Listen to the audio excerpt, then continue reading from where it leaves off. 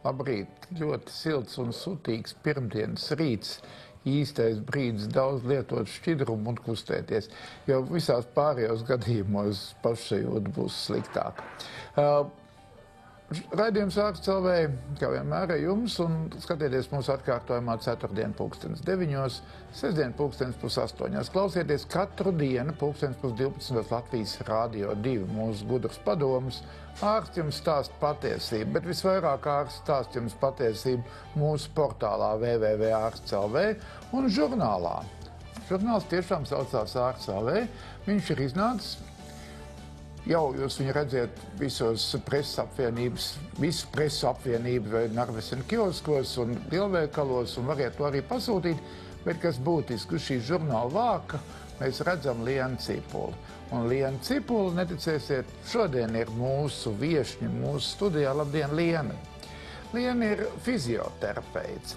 Liena ir Diamedi klīnikas fizioterapeits, patiesībā arī šīs klīnikas vadītājs, bet viņa pati to slēpj rūpīgi. Un mums ir otra viešņa, kas arī fizioterapeita, Inga Žvīguri. Viņa no Siguldas, un mēs šodien runāsim par fizioterapiju. Īsta ārsta lieta tā nav, bet neticēsiet, es ļoti maz saprotu no viņa zināšanām, jo viņa zināšanas ir ļoti speciāls, ļoti daudziem cilvēkiem palīdz un ir ļoti svarīgs. Un Liena uzreiz, kad un kur īsti fizioterapeits līdz, kad un kurā brīdī tas fizioterapeits jāsauc un kad mēs ārsti to netiekam galā. Vispirms ir tā, ka tas ir mans mīļākais teiciens. Fizioterapeits faktiski piedalās jebkuras diagnozes ārstēšanas procesā, var piedalīties sākot no intensīvās terapijas nodaļas un beidzot ar profilaksi un fitness centru. Tātad viss plašais spektrs, kas nozīmē ambulatori apmeklējumi, kas nozīmē stacionārs, kas nozīmē rehabilitācijas iestādes, kur fizioterapeits strādā, un arī fizioterapeits kā tiešais speciālists, ko cilvēks var meklēt noteiktos gadījumos, piemēram, vieglas traumas, muguras sāpes, zīdaiņa, motorās attīstības traucējumi, tad, kad cilvēks var tiešām arī bez ārsta starpniecības doties pie fizioterapeita un meklēt palīdzību tur. Visbiežāk fizioterapeiti mēs tomēr redzam ambulatorā praksē. Tas ir, tad, kad es pie fizioterapeita tikai vienīgi tad, ja man kaut kas pa īstam sāp un es eju vingrot. Lielākoties, protams, fizioterapeits strādā ambulatori, bet liela daļa notiek arī stacionārās rehabilitācijas iestādēs, kas ir Vaivari, kas ir Siguldas slimnīcā, kur noris smagi rehabilitācijas process, un arī stacionāra etapā nodaļās fizioterapeits strādā. Tu varētu mani un visus pārējos pārliecināt par tēzi, ka vingrošana pašam bez zināšanām var nodarīt vairāk ļaunumu nekā labumu, bet vingrošana, ja to iesaka, precīzi menedžē un visu sistēmu uzraksta priekšā fizioterapeits, ir neticami daudz slimību ārstēšanas pamats. Es teikšu tā, tikpat cik vingrošana var izrādīties efektīva, tas nozīmē, ka ja mēs mērķtiecīgi vingrojam pareizi, vingrojam speciālistu uzraudzībā, vingrojam tos vingrojumus, kas ir izraudzīti tieši mūsu problēmai, tikpat daudz mēs varam pretējā virzienā izdarīt, ja mēs to nedaram pareizi. Respektīvi, tā efektivitāte ir, ja vienā galā mēs noliekam to, ja mēs daram pareizi, tas ir ļoti, ļoti efektīvi un tikpat slikti. Ir pretējais gals, kad mēs varam vingrot nepareizi un izdarīt tās lietas pavisam sliktākas tam organismam. Inga strādā slimnīcām. Protams, stacionārā Siguldas stacionārā. Lai gan Siguldu mēs arī pazīstam kā tāda rehabilitācijas klīnika lielā mērā. Un cik daudz pie jebkuru pacientu pēc ķirurģisks, pēc ginekoloģisks, pēc terapeitisks ārstēšanas, kurā mirklī parādās fizioterapeits? Tad fizioterapeits parādās pēc tā brīža stacionārā, kad ir ģimenes ārsta rekomendācija attiecīgi pēc kāda notikuma. Vai tā ir pacientam bijusi trauma, veikta ir operācija, vai tas ir pēc insultiem vai kādām citām smagām saslimšanām. Un ir ļoti labi, ja ģimenes ārsts rekomendē šo stacionāro rehabilitāciju, jo tad tas darbs ir intensīvāks, tad tas darbs vairāk notiek komandā. Un tā dinamika ir daudz pozitīvāka nekā varbūt, ja viņš atnāktu vienu reizi pa 2 dienām. Tad stacionārā rehabilitācija ir efektīvāka. Pārskriesim pāri tās slimības, parunāsim par traumu, tātad, vienalga, nolaustu kāju, uz priekšu roku, tipiskā vietā. Tipiskā vietā. Tad pēc jebkurām traumām diegi ir izņemti. Attiecīgi... Tik ilgi? Nē. Tas ir tad, kad viņi nokļūst pie mums šie pacienti. Tad operācija ir veikta. Rīgā, Siguldā pārsvarā, tā kā nē, jā. Tad operācija ir veikta un pacients nokļūst pie mums. Un līdz ar to, attiecīgi izvērtējot viņa funkcionālo stāvokli, kas un cik daudz ko viņš var, tiek uzsākt aktīva rehabilitācija. Protams, ja tur ir ģipsi un longetes, tad ir šis attiecīgais periods, ir miera periods šiem attiecīgajam kājai vai arī rokai, bet tas netraucē cilvēkam kustēties ar otru pusi un strādāt.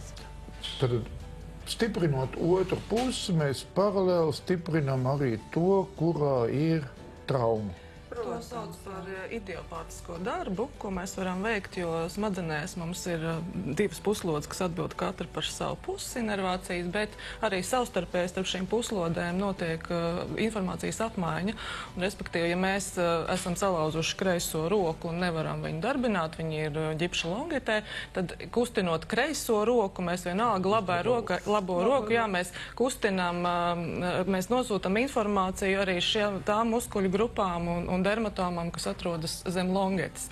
Tā kā faktiski arī šīs darbs, tas ir pierādīts, tā kā tur gan tūskas mazināšanās, gan arī, to sauc par idiopātisko darbu, ko var veikt jau, kad vēl ir imobilizācijas periods. Vēl atkal, nākošo dienā pēc operācijas jāsāk kustināt pretējā pusi? Tieši tā. Vai operācijas dienā vēl labāk, Ok, palāk. Es vēl gribētu piebilst, ka tur, kur ir šīs laustās kājas, vienalga, lielākoties uzreiz tiek izmainīts muskuļu disbalans jūtas krustudaļā, protams, jo pacientam ir uz kruķiem jālēkā, un tad kādreiz tā liekas, pat tikai lausta kāja, kāda tagad nozīme tur jostas krustudaļā vai kam, bet nē, jo lielākoties ir tā, ka beidzot cilvēks var iet ar abām kājām, tad sāp visas malas mugurā, tā kā tas ir arī viens no tāds pozitīvu rādītāju, kad kamēr tu atrodies šajā stāvoklī, tu nesabojā savu muguru. Mums tad vispār otrādi, mums pirmā, vismagākā trauma, kā zināms, ir mugura. Un tad tiešām tas ārsta darbības laiks ir diezgan īss, un tad pēcot jūs pa īstam variet atvēzēties, pat tad, ja viņš vairs kaut ko nekustinās. Tas ir tiešām būtiski, jo ļoti bieži gan mikroķirurgi, kas piešoja plaukstu, gan spināls pacients, kurš tiek izoperēts, faktiski tajā brīdī ārstēšana beidzas no ārstu puses, bet sākās ļoti smags šis rehabilitācijas darbs, kur gan piedalās ārsts, rehabilitologs, kas kūrē komandas darbu, jo ļoti bieži šis rehabilitācijas process ir jāveic vairākiem funkcionāliem speciālistiem, piemēram, fizioterapeits, ergoterapeits, logopēds, ortozists, tie visi ir jāsasien kopā, lai tas pacients ātri un efektīvi visā tajā rehabilitācijas procesā saņemtu tieši to palīdzību, kas nepieciešama. Man tev kā fizioterapeitam, bet arī kā valsts darbiniekam tomēr jautājums. Kāpēc mēs reanimācijās un ļoti smagās intensīvās terapijās slimniekus nevertikalizējam uzreiz? Tas ir, kāpēc mēs viņus atļaujam gulēt reanimācijā tur 5-7 dienas, ļoti mazkustīgā, atnāk pa dienu pakustināt rokas, kājas, bet katrā ziņā, kāpēc mēs viņus uzreiz nevertikalizējam? Pirmkārt, ir stāvokļi, kuros tā vertikalizācija tomēr ir jāierobežo pirmais laiks, bet jāsaka tā, ka Latvijā tiešām diezgan bieži ārsti pārāk kūtri nozīmē šo te aktivizācijas procesu. Pacienti ieguļās, mums ir arī aprūpes jautājums. Tas ir viens, kas ir ļoti būtisks, jo, ja mēs uzliekam rehabilitācijā mērķis būtu, lai cilvēks pēc iespējas ātrāk veic pats pašaprūpi, pats ēd, pats var aiziet uz toaleti vai sev palīdzēt, tad mums tā aprūpe, tā vilksim pamperu, barosim, tad, kad būs māsu palīgam ērti un tam līdzīgi. Jā, Latvijā ir šī problēma, un tas lielā mērā saistīts ar to, ka arī ārstiem pacientiem vēl nav tās pārliecības, ka tā specialitāte ir tik nobriedusi un ar tik lielām kompetencēm un iespējām, lai tā vertikalizācija noritētu labi. Un tas ir, teiksim tā, jautājums par to, cik ātri veidosies šie simbiozi starp ārstiem un fizioterapeitiem arī smagajā periodā, jo vēl tikai 10-15 gadus atpakaļ bija problēmas arī pavisam vieglākos pasākumos fizioterapeitiem iesaistīties, jo ārsti baidījās no šīs jaunās profesijas, ko viņi darīs, kā tas būs. Bet pašlaik ir tā, ka tiešām tieši smagie slimnieki ir tie, kurus diezgan bieži vēl apdala un nenozīmē viņiem šīs te aktivitātes ļoti agrīnā periodā. Es gribētu vēl vienu papildināt arī, kad ja šī sadarbība ir aktīva un intensīva, tiek doti padomi, rekomendācija, ko mēs varam, ko mēs nevaram dot tajā brīdī, un pieņemam šo optimālo variantu, lai pacients ātrāk tiktu uz aktīvo rehabilitāciju.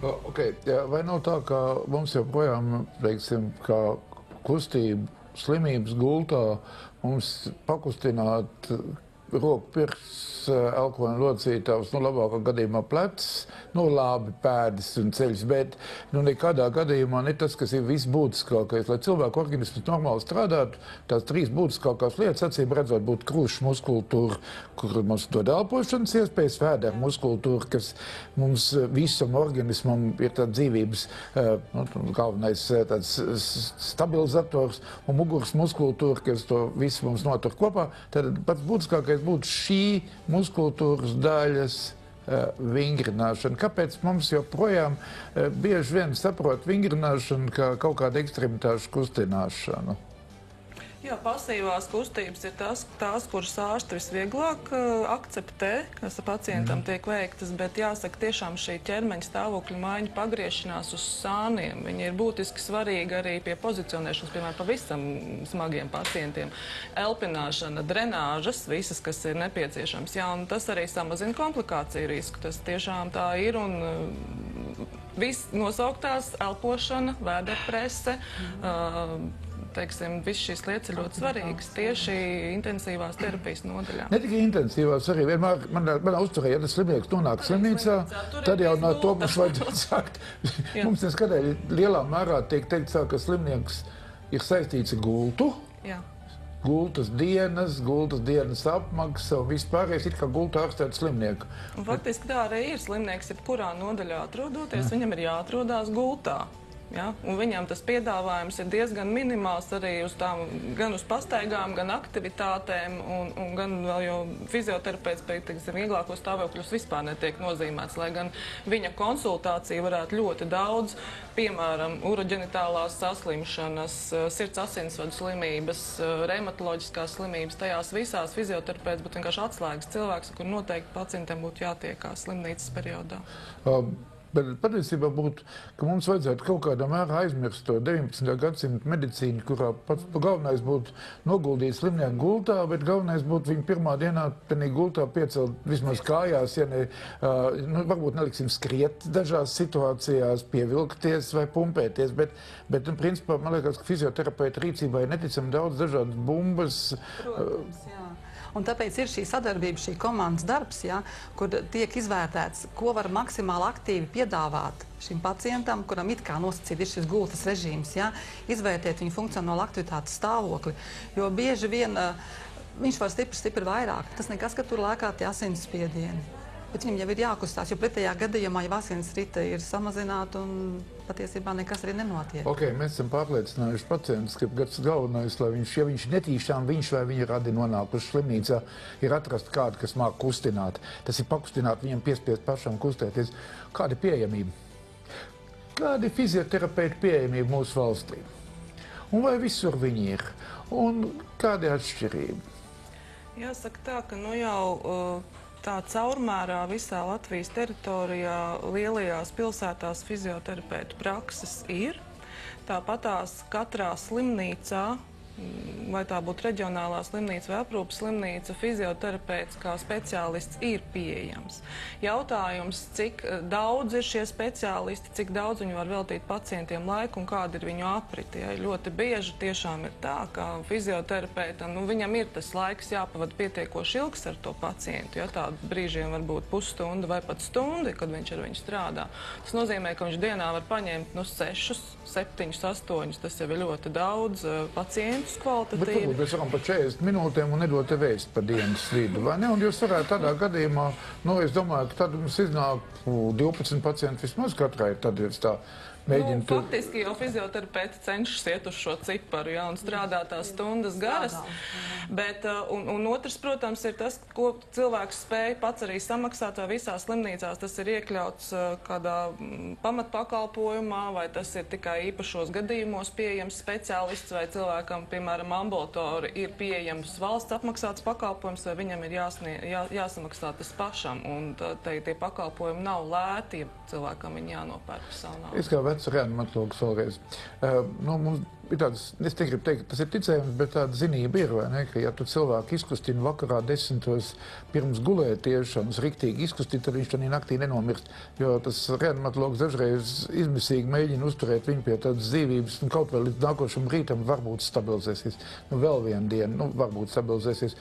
Un šajā ir tā īpatnība, ka 10 vakarā pirms gulētiešanas cilvēks jāizkustina. Un tad tā fizioterapeita vairs slimnīcā nav. Noteikti nav. Jāsaka, ka visintensīvāk, acīm redzot, pašlaik Latvijā, cik es zinu, insultu vienībās notiek šīs darbs, bet arī viņš pārsvarā notiek rīta periodā.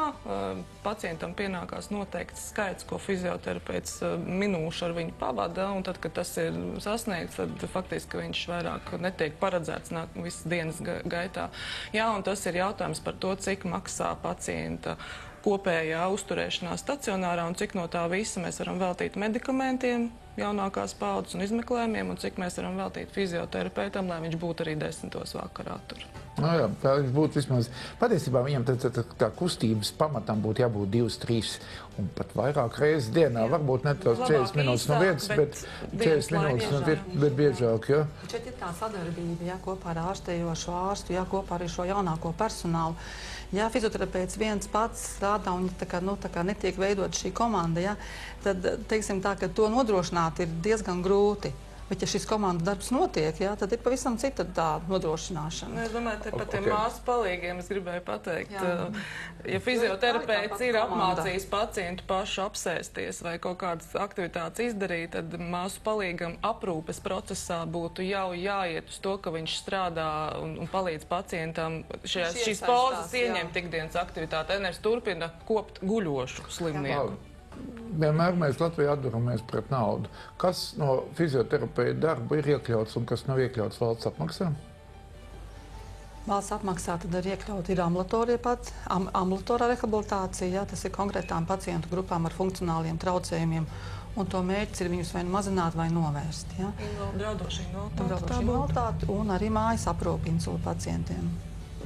Tad jūs tomēr, tas insults, jūs tā uz to insultu visu laiku man velkiet. Valsts ir pateikusi, ka prioritāte tātad insults, spinālie pacienti, pēc smagām traumām ar draudošu invaliditāti, tur pienākās gan stacionāra periods, gan arī pēc tam vēlāk aprūpe mājās, kur fizioterapeits var doties, kas nozīmē, ka citām diagnožu grupām daudz mazāk pieejamība ir, un ambulatori arī tieši tāpatās. Tātad ir šīs draudošās funkcionālie traucējumi paliekoši un invaliditātes, un bērni, tie, kas saņem, teiksim, uz tādu ikdienas rehabilitāciju arī hroniskiem pacientiem, diezgan sarežģīti nonākt, jo tās kvotas ir maz, un līdz ar to viss tiek izspiests ar tiem pacientiem, kuriem ir tās prioritārās tiesības saņemt rehabilitācijas pakalpojumu.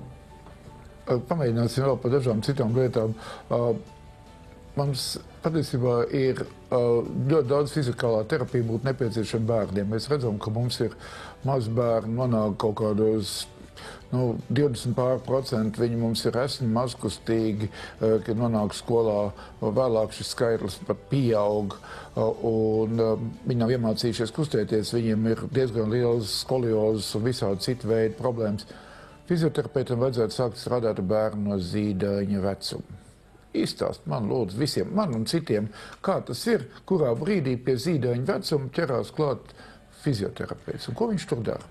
Teiksim tā, pie relatīvi normāla bērna attīstības perioda pirmā fizioterapeita nodarbība parasti notiek 4–5 mēnešos, respektīvi tas ir laiks, kad bērnam parādās viņa paša pirmās aktivitātes. Viņš sāk velties, viņš sāk pavadīt laiku uz vēdera, un tajā brīdī fizioterapeits noteikti pieslēdzās, lai izvērtētu, vai tas bērniņš dara to vai nē. Protams, tādos, teiksim, jau patoloģiju gadījumos, dzemdību patoloģiju gadījumos, tas fizioterapeits pieslēdzās jau no pirmajām dienām arī neiznestējiem bērniem. Un tālāk dzīves laikā tā arī ir. Līdz pirmā gada laikā valsts apmaksā šo zīdaiņu vingrošanu, kuras laikā mēs to attīstību varam stimulēt vai koriģēt kaut kādā mērā. Bet pēc tam faktiski ir tāds viens laiks, jāsaka, tukšais periods, kad bērnu ir ļoti grūti strādāt. Strādā faktiski tikai tiem bērniem, kuriem ir ļoti nopietni traucējumi, jo bērni neizpilda nec komandas, nec kā viņi ir, teiksim, tā sadarbība ar fizioterapeitu ir grūtāka. Un tad, teiksim, pie normas mēs uzskatām, ka to varētu pārtraukt. Un nākamā tikšanās vienmēr ir 5 gadi, kad mēs vērtējam pēdas, kad mēs vērtējam stāju, kad mēs vērtējam gūžu stāvokli līdz skolai. Un skola ir tā vieta, kur faktiski visiem bērniem vajadzētu sākt sekot ļoti intensīvi stājai, jo notiek intensīva augšana, un šajā periodā arī parādās pirmās nopietnās patoloģijas, kas attiecās uz kustību balsta aparātu muguras stāvu. Man jau briesmīgi gribētos, lai jūs apmācītu tomēr bērndārza audzinātājus un bērndārza auklītes tieši kādā veidā kustēties, jo mazam bērnam būtu jākustās 3–5 reizes katru dienu, vismaz par 20 minūtēm. Tas, ka mēs varam slinkot, tas ir cits stāsts, bet tam bērnam būtu jādara, un pie tā fizioterapeitam vajadzētu to izglītojošo funkciju netīšam. Liena, izstāst man vēl vienu lietu. Tu tomēr arī to basketbolu saistīti, tas ir Diamets atbalsts Latvijas basketbola izlases. Diamets dara daudz citas lietas. Kad tu saņem, teiksim, 9 gadu vecs Jānīti iztīdzējuši, kas ir trenējies tikai basketbolā, un viņš ir tāds mazliet savērts. Izstāst man par šiem bērniem, kur it kā trenēt, bet neticamā veidā notrenētas kaut kādas atsevišķas muskuļu grupas un vispārējā sagatavotība diezgan vāja. Jā, tas fokus uz vispārējo sagatavotību, es uzskatu, sporta skolās ir tiešām gaužām mazs. Un tie bērni, ko es esmu redzējusi, 9-gadīgi varbūt vēl tā, bet es esmu redzējusi 12, 13, 14 gadīgus bērnus, kuriem ir izteikti stājas asimetrijas. Viņiem arī diezgan bieži ir tieši basketbolistiem šlateru slimība, pārslogots ceļu locītavai pāresošais muskuļi, kas rada nopietnas problēmas arī ceļu locītavās. Un jā, kad runājam ar treneriem, viņi patiešām kaut kādas noteiktas lietas vienkārši arī nezin un nemāk rīkoties noteiktos gadījumos. Tā kā tas, ka sporta skolās ir pa maz fokus uz vispārēju sagatavotību un treneriem nav zināšana, tam man jāpiekrīt. Par bērniem, tagad par pieaugušiem, par senioriem. Tad seniors arī grib kustēties, es gribu skriet, spēlēt basketbolu, tad kurā mirklī fizioterapeits pie šāda normāla seniora, kurš patiesībā jau visi salauzis un sastieps savā sportiskajā dzīvē. Es teikšu tā, ka man atkal gribās teikt, ka tie seniori ir tādi gan aktīvāki, vai viņi ir tā kā vecāka kalama un to kustību kvalitāti ir apzinājušies jau savā dzīvē un saprot to, ka ja viņš gulēs, tad tur arī paliks.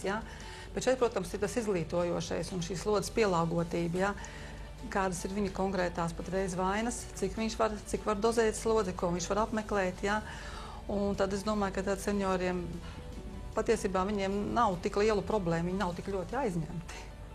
Bet kādā veidā mēs viņam iemācīsim nevis tikai kustināt kājas, kaut vai skrienot vai seņojot, bet arī iemācīsim to pašu, ko mēs iepriekš teicām, normāli izkustināt vēdera priekšējo sienu, izkustināt sānu muskultūru, muguru, krūšu muskultūru, kaut vai paņemt slotu rokā, nevis lai aizlidot tā meiteni, bet lai pavingrot ar viņu. Es domāju, ka šeit ir ļoti, ļoti pozitīvi šīs grupu nodarbības, kur viņi gan socializējās, gan arī, kur arī seniori ņem šo aktīvā dalību vingrot. Un viņi kā seniori diezgan kārtīgi, ja viņi iet, tad viņi iet. Jā, tagad ir diezgan laba praksa izveidojusies daudzās pašvaldībās, ceļš tās, kas ir pretendēt uz veselīgas pašvaldības statusu, ka senioru dienas centros ir pieejamas aktivitātes, nojotāju grupas, grupu nodarbības. Tā kā jāsaka, pēdējā tieši laikā tas nav no valsts puses vairāk stimulēts, bet no pašvaldību puses stimulēts, ka viņi vēlas saviem senioriem piedāvāt šos pakalpojumus un tiešām tie ir arī nodrošināti. Kā motivēt sliņķis kaut ko darīt? Vispirms viņam jāsajūt, kuram liekas svārs, kur šī mazkastīgs, kuram ir datoram līdzīgs priekšmets rokā, labs alus, daudz ēdmaņas. Kā mēs viņus motivējam? Es domāju, visvairāk to nosaka mode. Šī kopējā mode uz veselīgu dzīvesveidu, kas ir faktiski tāda politikas jautājums, kā mēs pasniedzam sabiedrībai, kas tad ir tas, kāpēc ir moderni kustēties, ir moderni iest uz sporta. Tas ir labi, tas ir stilīgi. Jo pretējā gadījumā sliņķis satiekās ar fizioterapeitu vai ārstu tad, kad viņam ir problēmas. Tad mums ir vispārējais. Patiesībā es gribēju teikt, ka fizioterapija ir metode pret depresiju. Un fizioterapija ir metode pret stresu. Un ar to mēs arī, mīļie skatītāji, šodienas sarunu patiesībā beidzam, jo es jums visiem iesaku, lai jums būtu ne tikai savs frizieris, zobārs un ginekologs, bet lai jums katram būtu arī savs fizioterapeits, kas jums iemāca pareizi, efektīgi un normāli noslogot savus muskuļus, kaulus, locītavas. Es jums novēlu šajā nedēļā daudz kustēties, lietojiet daudz šķidrumu. Bet alus nav sporta dzēriens. Ar to arī šodien beidzam.